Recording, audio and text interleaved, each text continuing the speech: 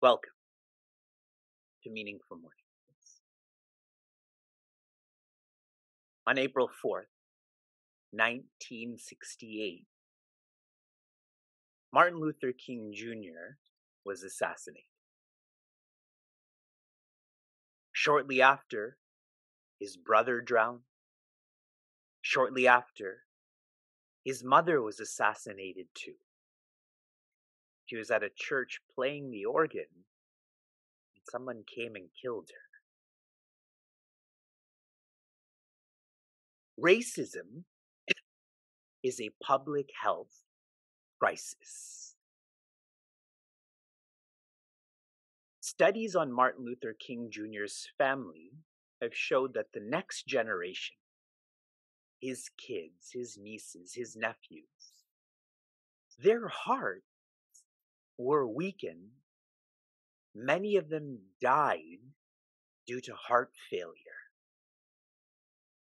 And the connection is the stress they experience, stress in the mind, was destroying the health of their heart. That is at a physical level. And so racism is a public health crisis, not poetically, but physically. Sanatana Dharma means infinite nature. Reflect on this word. As soon as that word infinite, infinity, infinitude comes, there is no other. There's no othering. Sanatana Dharma teaches absolute inclusivity. And we are personalizing this through Meaningful Mornings. I feel Meaningful Mornings, instead of describing this as a workshop, maybe as a PSA. This is a public service announcement. This is a public service. Today, when I was listening to what's happening in Tennessee at a political level, my heart rate was going up. And then I remembered, I continue to remember, Sri Krishna as divinity, as map, as guide. Hanuman Jain, not for him, rather for us. Bhagwan Hanumana lived by and for love. And in doing so, he rose above, living by and for light. What a practical role model. And the technical terminology to make this clear for all of us. The way to dissolve raga, raga can mean attachment, is anuraga, which means love. Bhagwan Hanumana had anuraga towards Bhagwan Rama, and so he had no raga, no likes, no dislikes. We got to experience this through the beautiful singing of a beautiful seeker. Her name is Shefali. Her parents are sincere seekers in our Chinmay Mission London community. Whenever I use the word beautiful, I hope we know ourselves well enough that I'm never describing the body. You think this is beautiful? I'm not concerned about this, so I'm not concerned about yours. And that's why I say beautiful seeker. It is the sincerity that makes one beautiful. Bhagavad Gita's chapter 12 is the shortest chapter. We're almost finished. In verse 1, Prince Arjuna asks, what yoga of bhakti should I practice? He wants to unite with the higher. Should this be towards divinity or infinity? In verses 2 through 8, Sri Krishna shares the yoga of bhakti should be finally to infinity, but presently to divinity.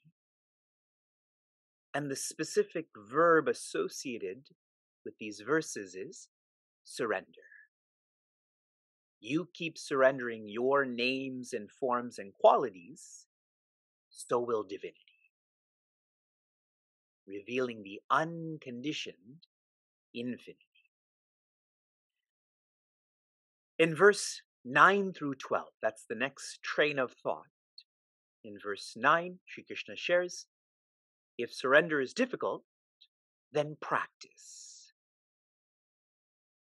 In verse 10, if practice is difficult, in verse 10, Sri Krishna starts to dissect what we do into actions, and then in verse 11, results.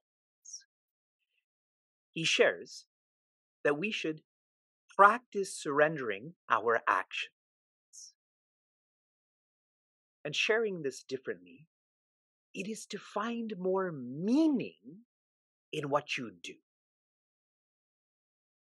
A Sanskrit word for this could be dakshina. To be grateful that you get to brush your teeth and drive and listen to people and so on. And see how if dakshina is locked in, if you love what you do, then naturally verse 11 comes in, which shares practice surrendering your results. If you love what you do, whether you get or don't get is irrelevant. And that's why what follows dakshina is dana. Whatever you get, you just give. I'm rereading verse 11. It is very important. This is the last kind of rung that Sri Krishna comes down. It is practicing surrendering one's results, and then he starts to go up. Atetad apyashaktosi kartum madyogamashitaha sarva karma phalatyagam tatakuru yatatmavan. Be focused in what you are doing. In that focus, you will enter a self-reward system. You will feel more fulfilled. So this notion of sarva karma phalatyagam, that will just happen naturally. In verse 12, Sri Krishna gives us a framework to gauge our evolution. At the bottom is action. More refined than that is information. More refined than that is appreciation. More refined than that is vision. And the most refined, this is our trajectory, is transformation. If we just zoom into dhyana, which means appreciation, if you appreciate that you're living in Sri Krishna, then all that comes to you doesn't belong to you. It belongs to Him. That's why after appreciation is vision. The vision that all is His, all is Him.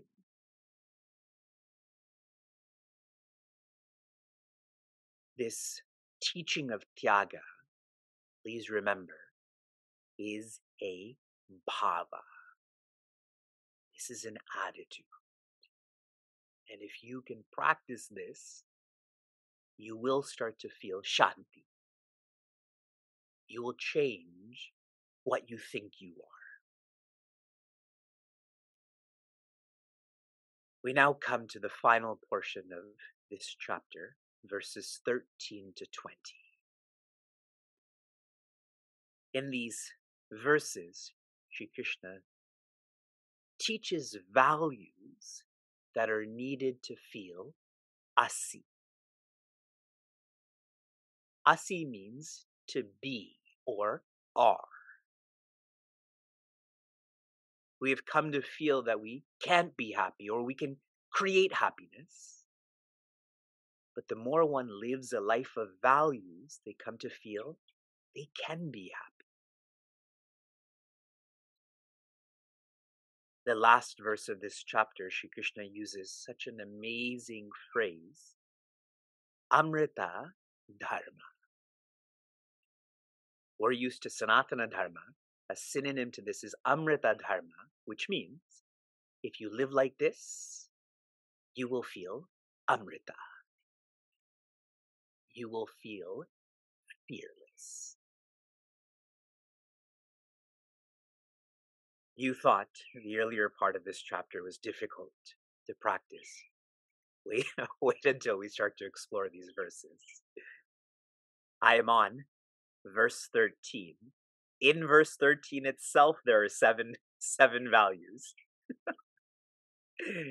Just hold on to one, okay? There's so many values coming. Adveshta sarva bhutanam maitra karuna evacha nirmamo nirahankaraha samadukha sukha chami. Joy. How many of you have heard this verse before by show of hands? How many of you understand this verse by show of hands?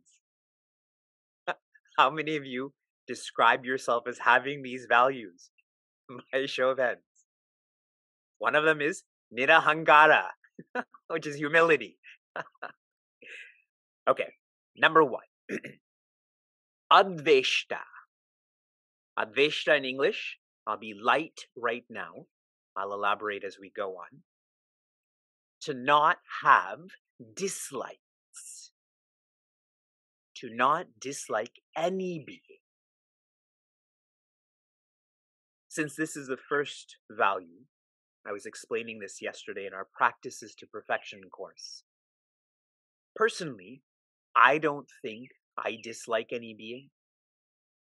And the reason for that is I'm so engaged in trying to study and share this public service announcement, this public service, that I don't have time to dislike.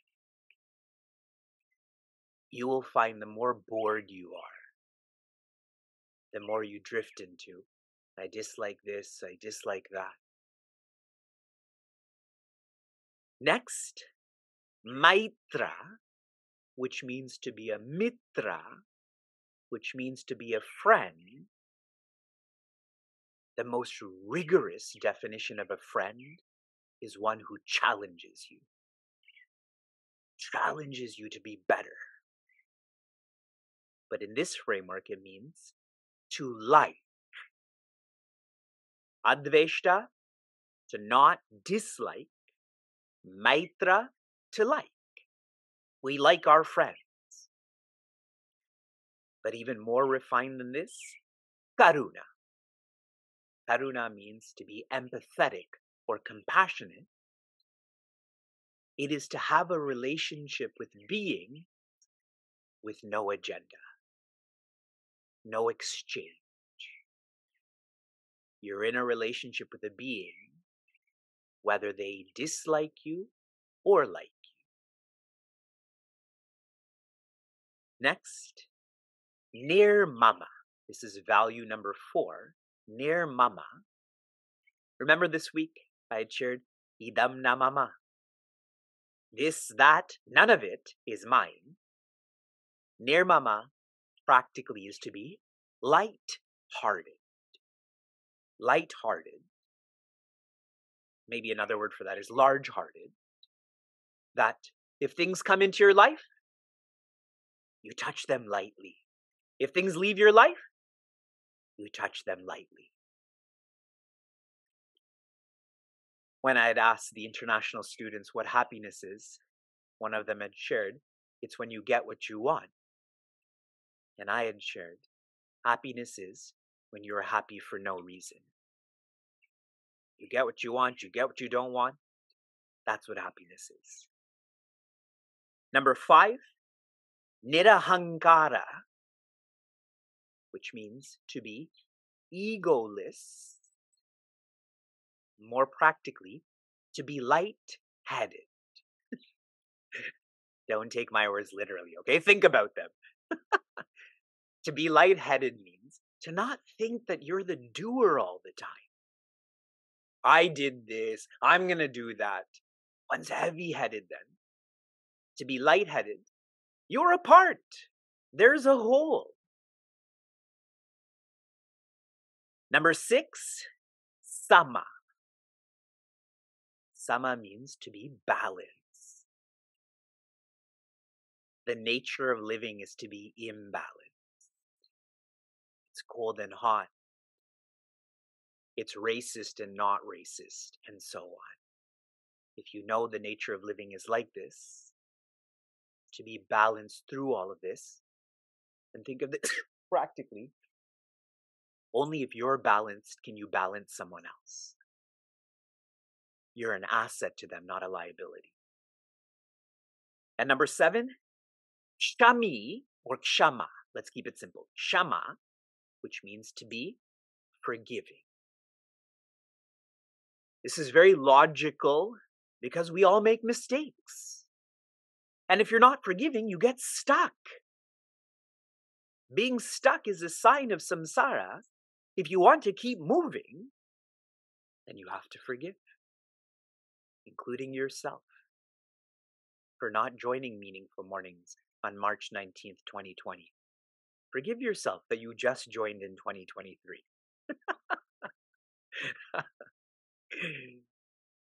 We'll explore this again and so many more values. From inspiration to application.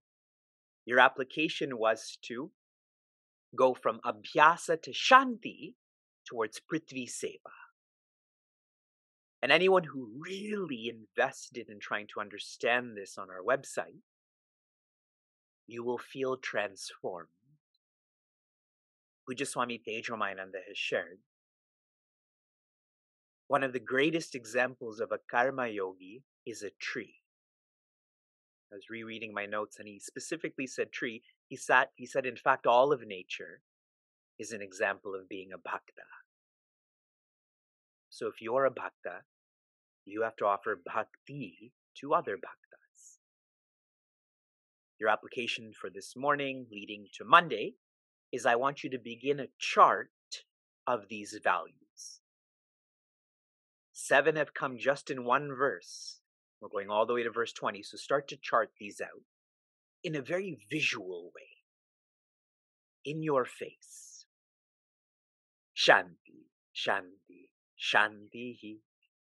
Be safe, be sound, be serene, be joy.